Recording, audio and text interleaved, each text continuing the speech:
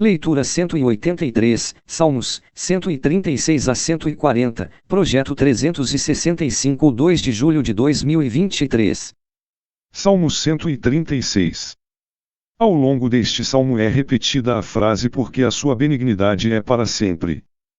Talvez fosse feita uma leitura responsiva deste salmo, com a congregação dizendo essa frase em uníssono após cada oração. A repetição fez com que a importante lição fosse apreendida. A graça de Deus inclui os aspectos do amor, da bondade, da misericórdia e da fidelidade. Nunca devemos preocupar-nos com o fato de o amor de Deus esgotar-se, porque este flui de uma fonte que nunca seca. Salmo 137. Os edomitas eram parentes dos israelitas, pois ambas as nações descendiam de Isaque e de seu pai, Abraão. Embora Israel compartilhasse a fronteira ao sul com Edom, havia ódio e amargura entre as duas nações. Os edomitas não ajudaram os judeus na ocasião em que Jerusalém foi sitiada pelo exército babilônico. De fato, os edomitas se regozijaram quando esta cidade foi destruída.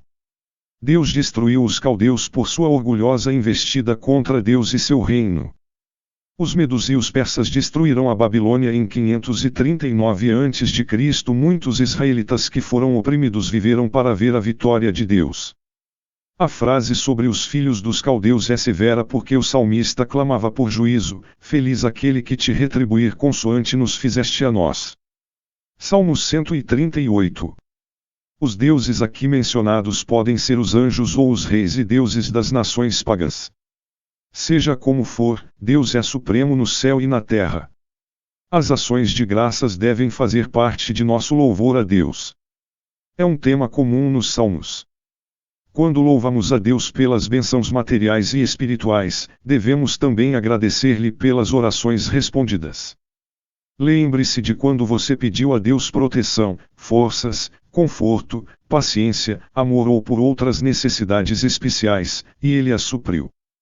Tenha cuidado para não considerar a provisão de Deus e a sua resposta às orações como algo comum ou automaticamente garantido. Toda pessoa sonha, faz planos para o futuro, e trabalha arduamente para vê-los realizados. Mas, para tirar o maior proveito da vida, devemos incluir o plano de Deus nos nossos. Só Ele sabe o que é melhor para nós e pode cumprir seu propósito a nosso favor. Quando você fizer planos e tiver sonhos, fale com Deus a respeito deles. Salmo 139. Às vezes, não permitimos que as pessoas nos conheçam completamente por temermos que descubram algo sobre nós de que não gostarão. Mas Deus conhece tudo a nosso respeito, até o número de cabelos em nossa cabeça, e Ele ainda nos aceita e ama. Deus está conosco em todas as situações, em todas as provações, protegendo-nos, amando e guiando. Ele nos conhece e ama completamente. Deus é onipresente, Ele está em todos os lugares ao mesmo tempo. Por esta razão, você nunca poderá escapar do seu espírito. Esta é uma boa notícia para aqueles que conhecem e amam a Deus, porque não importa o que venham a fazer ou onde possam ir, nunca se afastarão da confortante presença de Deus. O caráter de Deus faz parte de cada pessoa. Quando sentir-se desprezível ou mesmo começar a odiar-se, lembre-se de que o Espírito de Deus está pronto e disposto a trabalhar em seu interior. Devemos ter por nós mesmos o mesmo respeito que o nosso Criador demonstra para conosco. O ódio de Davi por seus inimigos vinha de seu zelo por Deus. Davi considerava os inimigos do Eterno, seu ódio era um anseio pela justiça de Deus e não uma vingança pessoal.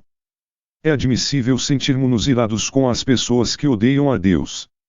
Sim, mas devemos lembrar-nos de que é Deus quem lida com elas, não nós. Se verdadeiramente amarmos o Senhor, ficaremos profundamente magoados se alguém o odiar. Davi pediu que Deus verificasse em seu coração e em sua mente a existência de quaisquer motivações erradas que pudessem estar por trás de suas fortes palavras. Mas enquanto buscamos a justiça contra o mal, também devemos orar para que os inimigos de Deus se voltem para Ele antes que o Senhor os julgue. Davi pediu que Deus sondasse seu coração e seus pensamentos, à procura de algum pecado. Este é um exame minucioso. Como poderíamos reconhecer o pecado, a menos que Deus o apontasse? Então, quando Ele nos mostra nossas iniquidades, podemos arrepender-nos e ser perdoados. Faça deste versículo a sua oração. Se você pedir que o Senhor examine o seu coração e os seus pensamentos e revele os seus pecados, estará a caminho da vida eterna. Ira e vingança no livro dos Salmos. Alguns salmos impactam a quem está familiarizado com os ensinos do Novo Testamento. Os salmistas não duvidaram em demandar a justiça de Deus. Ao parecer, nenhum assunto era indevido para discutir com Deus, entretanto nossa tendência é evitar os temas de ira e de vingança nos Salmos. Para compreender as palavras ira e vingança, precisamos analisar várias coisas. 1. Deus ia levar a cabo os julgamentos que se pediam e se escreveram como resultado de um intenso sofrimento nacional e individual. As pessoas não podem nem estão dispostas a tomar a vingança por si só e pedem a intervenção de Deus, devido a que poucos sofremos uma crueldade intensa a um nível nacional ou pessoal, nos faz difícil compreender estes arranques de ira. 2. Os escritores estavam muito conscientes da justiça de Deus. Algumas de suas palavras são esforços para imaginar vividamente o que Deus pode permitir que ocorra aos que machucam a seu povo.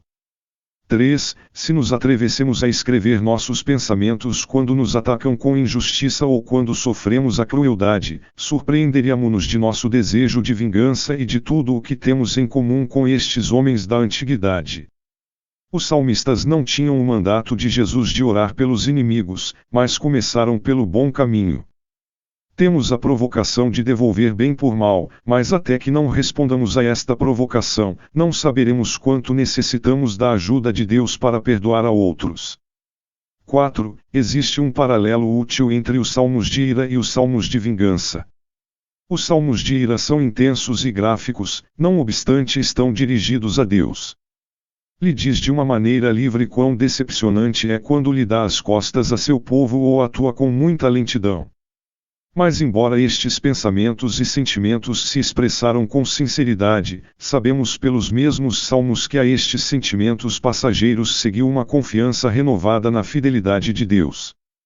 É razoável esperar o mesmo dos salmos de vingança. Lemos, por exemplo, o arranque da ira contra a perseguição de Saul no Salmo 59 e mesmo assim sabemos que Davi nunca tomou vingança pessoal contra Saul. Com total liberdade, os salmistas expressaram a Deus o que pensavam, com a confiança de que o podia separar o que queria dizer e o que se sentia. Com essa mesma segurança, pode-se confiar em Deus com todo o coração. Salmo 140. A quem os pobres podem recorrer quando são perseguidos? Eles não possuem o dinheiro necessário para conseguir uma ajuda profissional, normalmente ficam sem o direito de defesa. Mas sempre existe alguém ao seu lado, o Senhor estará com eles e no final, fará justiça. Isto deve ser um conforto para todos nós. Não importa qual seja a nossa situação, o Senhor está conosco. Mas esta verdade também deve convidar-nos a viver responsavelmente para com os outros. Como povo de Deus, devemos defender os direitos dos mais fracos.